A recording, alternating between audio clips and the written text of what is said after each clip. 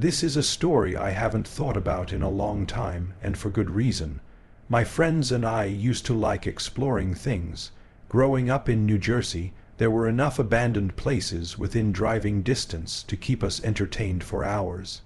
A lot of the stuff we did wasn't all that cool in hindsight. Just decaying buildings, empty warehouses, stuff like that. But every now and then, we'd stumble across something more interesting. One place that had been on our radar for a while was an abandoned middle school about a 30-minute drive away. I won't say the name here for privacy reasons, but anyone familiar with North Jersey urban exploring probably knows exactly what I'm talking about. We'd seen photos of the place online and figured it was finally time to check it out. It was late summer, and we were getting bored of the usual activities, which mostly consisted of playing basketball in my backyard and driving around aimlessly. I can't remember who brought up the idea, but it was a pretty spontaneous thing. There were 4 of us that night. It was me, Yuri, Frank, and Freddie. Frank and I were into graffiti, so we brought a few cans of black and white spray paint. Beyond that, the rest of my bag was filled with some Roman candles I had left over from 4th of July. Our MO with these kinds of things was always the same. We'd mess around inside, get to the roof, shoot some fireworks off, then sprint down before any cops rolled up. This evening would be no different. Yuri was driving that night. He pulled onto a side street a few blocks from the school, and we got out. We made our way towards the school, and were pleasantly surprised to see that the fence around the perimeter had been cut. We were prepared to jump, but I was glad we wouldn't have to. The school was huge, bigger than the pictures online had led us to believe. It would have taken forever to explore the whole thing, but that was a good thing as the 4 of us were prone to get bored very quickly. Frank led the way through the hole, followed by Yuri, then me, then Freddie. Freddie was the most fearless, so he volunteered to bring up the rear. We found a door that wasn't boarded up and stepped inside. Even with our flashlights, it was eerie. Picture your childhood school, only dead silent. Every hallway was stripped down to exposed wires and crumbling tile. Insulation was hanging from the ceiling, and there were bits of broken furniture everywhere. The entrance we found opened into a hallway, which we happily began walking through after clicking on our flashlights. We all had really powerful flashlights, which was something we were very proud of for whatever reason. When I say powerful, I mean it. Mine was $60 and could illuminate an entire room with a beam strong enough to blind you for a few seconds if you mistakenly glanced at it. It was honestly a lot of money for a flashlight, but I thought it was worth it. The walls were coated in graffiti, some of it good, some of it awful. Frank and I paused here and there to check out a few tags, but mostly we kept moving. I'll spare you most of the details about the building itself, but it was honestly really cool. Seeing all those seats and a stage that was literally falling apart was a dope sight. We made a quick loop through the basement, which was by far the most run-down part of the school. We didn't spend much time down there, partly because of the wear, but mostly because I could tell my friends were getting creeped out. One of the rooms had a massive pentagram painted on the floor, which wasn't exactly a comforting sight. Creepy, yeah, but it wasn't unusual. Anyone who's done urban exploring knows these pop up everywhere. We didn't linger. The 4 of us eventually made our way to the 2nd floor. One of the classrooms had a completely untouched white wall, basically a blank canvas. Frank and I grinned and started throwing paint up, while Yuri and Freddie said they were going to keep exploring and look for a way to the roof. They disappeared down one of the dark hallways while we stayed back tagging. Once we wrapped up our piece, Frank wanted to keep working on another section of the wall. I wandered out of the room to check out some of the better artwork along the nearby corridors. After about 5 minutes of just standing and admiring the art, I heard Frank yell out from behind me. He sounded angry and asked if I was messing with him. I told him I don't know what he was talking about, and he told me to quit the act, still angry. Before I could figure out what he meant, he said, "I know you took my bag." I swore I didn't do anything, that I had been standing in the hallway the entire time. He believed me and muttered something about how it must have been Freddy. To be fair, it was the type of thing Freddy had a tendency to do. We searched the room with our lights just to be safe, but there was nothing. The bag was gone. We couldn't do much more tagging without the bag since it had all the unused paint in it. So we just went to find the guys who we assumed were on the roof by then. We went as far up as the stairs would take us, but unfortunately, they didn't lead to the roof. We wandered the floor aimlessly, checking various rooms for a way to the roof. At one point, I walked into a small side room and froze. There on the wall was another pentagram like the one we had seen in the basement. Only this one was much more ominous. It was freshly painted, which I could tell because paint was still dripping down it. And in the corner of the room was Frank's bag just sitting there. Frank stepped into the room behind me and immediately noticed what I was looking at. Without skipping a beat, he grabbed his bag off the floor and said in a pretty loud voice, "What the hell is wrong with him?" I didn't respond. Even as a joke, it seemed like something that crossed the line a little too much, even for Freddy. We left the room and started walking down a random hallway in silence, just wanting to find our friends. Just then we heard rapid footsteps thundering towards us. It was Freddy and Yuri who motioned for us to follow them. We didn't even have time to be pissed at Freddy. We just ran. Here's a good rule to live by. If someone tells you to run, you don't stand around and ask questions. That's just plain stupid. As we ran, Yuri tried to explain what was going on, but I couldn't really understand him over all the noise. All I gathered was that we were running from someone, most likely multiple people. The four of us tried to find our way back to the exit, but it was a literal maze in there, especially given the circumstances. Eventually, we stopped to catch our breath at a corner in what felt like a completely different wing of the building. We all agreed that if we just found a random stairwell and went down, we'd eventually find a way out. It didn't sound like there was anyone chasing us, so we decided to move slowly and just be as quiet as possible. After finding a stairwell, we went down a couple floors. Once we got to what we all agreed was the ground floor, we started walking through the hallway, thinking we were in the clear. But just then, this sharp hissing noise rang out from somewhere in front of us. A steady, sharp hissing. That's the best way I can describe it. It sounded like someone trying to imitate a cat. The four of us froze, hoping that whoever was down there didn't notice us. But as we were slowly and quietly retreating back the way we had come, a deep voice said something from beyond the darkness in front of us. He said, word for word, "I should have cut you when I had the chance." We didn't wait another second. We just ran. This time, I could actually hear several sets of footsteps behind us, which made things 10 times scarier than they had been before. They were yelling obscene things behind us, stuff about how they were going to kill us and how they had all the exits covered. It was the scariest moment of my life. I thought we were going to have to run back upstairs and hide somewhere in the building. But somehow Yuri took a turn at the right moment, and up ahead we saw the original door we'd come through. We kept running even after making it outside, then through the fence and all the way back to Yuri's car. Yuri drove off, and even though we all looked back at the school, there wasn't much we could make out on account of how dark it was. We weren't sticking around, though. As we were driving away, Freddy told us their side of the story. He said that after they failed to find a way to the roof, they had gone down a floor to look for us. Apparently, Freddy started hearing weird metallic clinking coming from one of the rooms, which he assumed was us. He and Yuri walked inside and saw 3 cloaked figures sitting in a circle, hunched over something on the floor.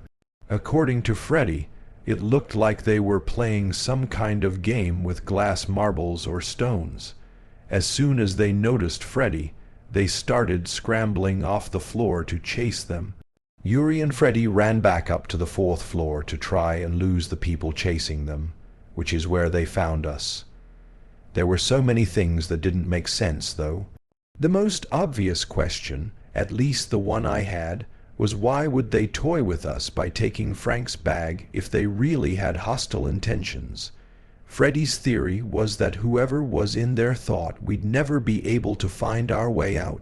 So they figured they'd toy with us first, Yuri thought that the room with the pentagram in it was where they were going to kill us or sacrifice us or some weird cult stuff, something like that. I was pretty convinced that they hadn't even been chasing us, that they had just gone downstairs to cut us off when we eventually found our way down there. Another thing, there must have been at least 4 people in there, since one of them had been messing with us and Yuri and Freddy stumbled upon 3 more. It just didn't add up. I know it doesn't sound that scary when I break it down like this, but trust me, if you were there, you would have been terrified. We never went back there, but as far as I know, that building still exists. Music. This happened a little over 5 years ago. I had just moved into my first home, which I currently no longer live in. At the time, I was coming off a long stretch in a cramped downtown apartment in Spokane. Convenient location, sure, but I'd grown tired of the constant traffic noise, the crowded sidewalks, and the feeling that I could hear my neighbors breathing through the walls. I wasn't a kid anymore, and I was ready for something quieter. The place I ended up renting was a small one-story home on the outskirts of some rural town, tucked behind a stretch of pine trees with a narrow gravel driveway. There's really not much else to say about it because it wasn't much to begin with. Just 2 small bedrooms, an outdated kitchen, and a cramped bathroom, but it was peaceful. The nearest neighbors were a little ways down the street. They were out of eyes and definitely out of earshot. Finding a job out there was the most frustrating thing, but I was eventually able to land one. Between the hours and the general exhaustion, I didn't have much of a routine. I mostly lived off takeout and kept to myself. No social life to speak of, which I didn't mind. This particular night happened in late October. I had just gotten home from work, maybe around 9:45 or so. It had been a long day, one of those mentally draining kinds of shifts, where all you want is food and a quiet place to sit. I kicked off my boots, changed my clothes, and ordered Chinese from a spot I'd used a few times before. There weren't any delivery apps that serviced that area, so your options for food were pretty limited and depended purely on which places were willing to drive out to you. It was sometime just after 10:00 when the doorbell rang. I remember thinking, damn, that was fast. I walked to the front door and looked through the peephole. There was a guy standing there wearing a hoodie and jeans with his hands in his pockets, but he didn't have any food with him. No bag, no receipt, nothing that even remotely screamed delivery driver. I should have caught on to what was happening sooner, but my brain was operating on low power, and I just wasn't thinking straight. Against my better judgment, I cracked the door slightly open, keeping the chain on. I asked him if he was here with the food. He paused for a couple of seconds, then nodded, saying something about wanting to double-check the order first before grabbing it from his car. That's when I came to my senses. I told him flat out that if he didn't bring the food to the door, I was going to call the police. Instead of responding, he muttered something under his breath before turning and walking down the driveway. I watched him until he disappeared into the darkness, the whole time thinking about whether or not I should say something. I decided against it, which I still think was the smart thing to do. Either way, though, my gut was churning at that point. I shut the door and locked it, then grabbed my phone and called the restaurant. The manager picked up, and after I explained what happened, he told me the food hadn't even left yet. That was the moment it really clicked. Whoever had just been at my front door was some stranger with the intention of robbing the place or doing something even worse. God knows what. I called the non-emergency police line and reported what happened. The dispatcher advised me to stay alert and said they'd noted for patrol. It wasn't urgent enough for a response, but it was enough to get logged, which I figured was fair since nothing actually happened.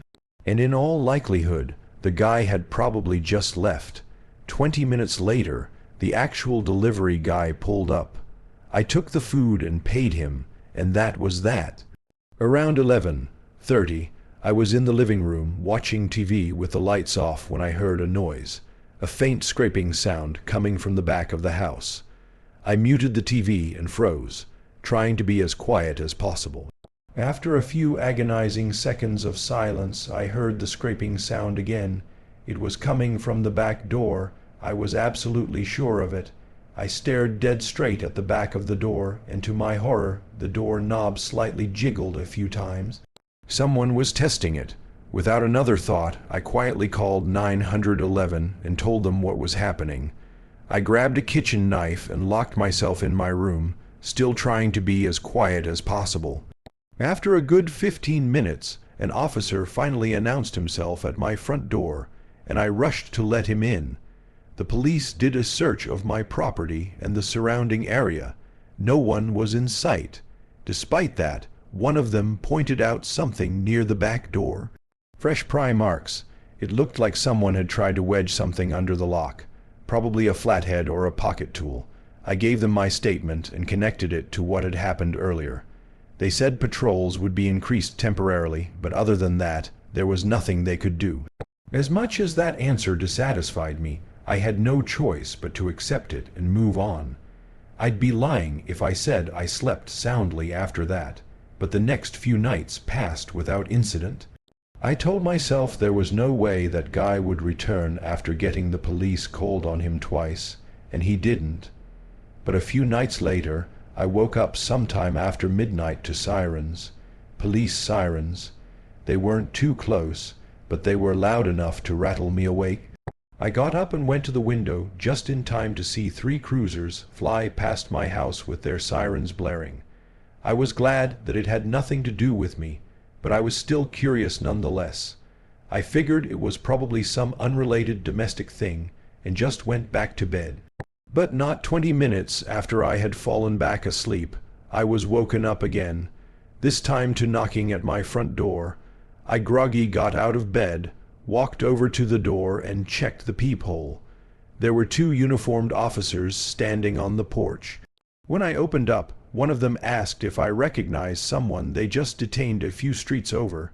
He held up his phone and showed me a photo. It was him.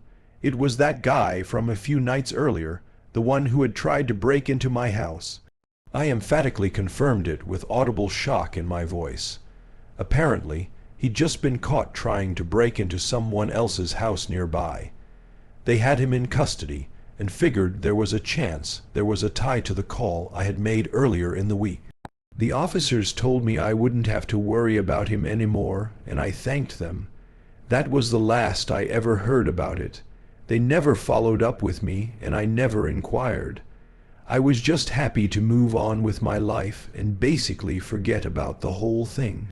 I actually ended up moving out of that house shortly after that, mostly because I was going crazy, living in isolation. This happened just a few weeks ago, and I haven't been able to stop thinking about it since. My name's Catherine, and I'm a 24-year-old law student about to start my 2nd year at NYU. For anyone unfamiliar, first year is a nightmare. I don't think I slept more than 4 hours a night from September to May. So, when summer finally rolled around, I promised myself I'd enjoy it while I could. That meant going out a lot, especially on weekends. I was staying back home for the summer for a couple of reasons. It was easier on rent for one, and all my hometown friends were around as well. Plus, it gave me a nice sense of familiarity and return that you can only get from being at home. Most Saturdays, we ended up at the same handful of bars a couple towns over. There's one in particular that's always packed, and that's where I was with my friend Jackie the night everything went down. This is going to sound bad, but I have this habit of pretending to be kind of ditzy when I meet guys at bars. Nothing too over the top, just enough to let them assume things and assume things they do. I'm not sure if this has always been a dynamic surrounding nightlife, but the guys at bars, at least the ones I interact with, seem to assume every girl they talk to is brain dead. I'm not a genius or anything, but I'm definitely not brain dead. And yet, somehow pretending to be dumb is kind of fun. I can't even really explain why I do it. I just think it's funny seeing how guys react. And I'll admit, there's something satisfying about flipping the script once I get bored of playing dumb.